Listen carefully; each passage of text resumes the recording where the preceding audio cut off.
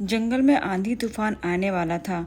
तीनों चिड़ैया के बच्चे बोलते हैं, माँ हमारा घर तो काफ़ी कमज़ोर हो गया है, ये तो इस बार गिर जाएगा, हमारा घर बनवा दो।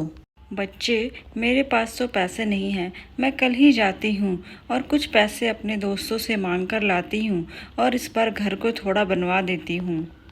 सभी आराम कर रहे होते हैं।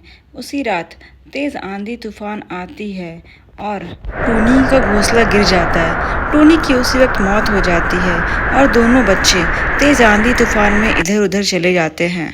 धीरे धीरे समय बीतता है, दोनों बच्चे बड़े हो जाते हैं। एक बच्चा डाकू की संगति में आ जाता है। डाकू उसे मारना और गंदी गंदी बातें करना सिखाता है। तो दूसरी तरफ दूसरा बच्चा साधु के संगति में आता है। साधु उसे अच्छी अच्छी बातें सिखाता है। एक दिन जंगल में एक राजा भटक गया। वह भटकते हुए डाकू के पास जो पली हुई चिड़िया थी वहां आ पहुंचा। वह सोचा थोड़ा आराम करती हूँ।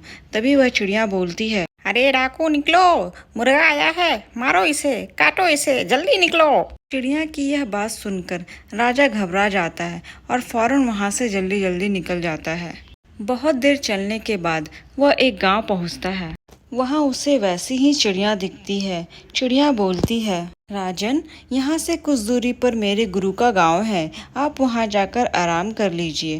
राजा मान जाता है और वहां चला जाता है और आराम कर लेता है।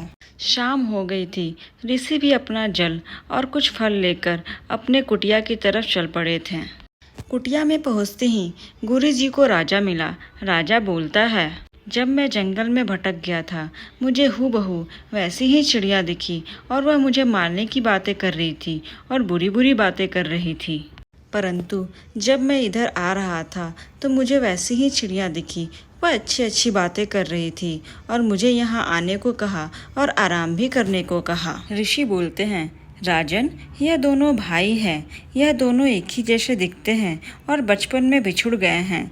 यह दोनों की माँ मर चुकी है। एक डाकू के संगति में आकर मारना सीख गया और खराब बातें सीख गया, परंतु एक मेरे संगति में रहकर अच्छी बातें करना और अच्छी चीज़ें सीख गया। यही अंतर है दोनों में। साधु बोलते हैं, अगर हम गलत लोगों की संगति में रहेंगे तो गलत चीज़ें सीखेंगे और करेंगे, और अच्छी लोगों के संगति में रहेंगे तो अच्छी चीज़ें करेंगे और सीखेंगे। यही इन दोनों ने किया है। राजा को यह बात समझ में आ गई। उसने साधु को बहुत बहुत धन्यवाद दिया और चिड़िया के पास जाकर उसे भी बहुत बहुत धन्यवाद दिया और अपने घर की ओर निकल पड़ा। वह मन ही मन बहुत खुश था कि उसने जिंदगी का एक सबक सीखा आज।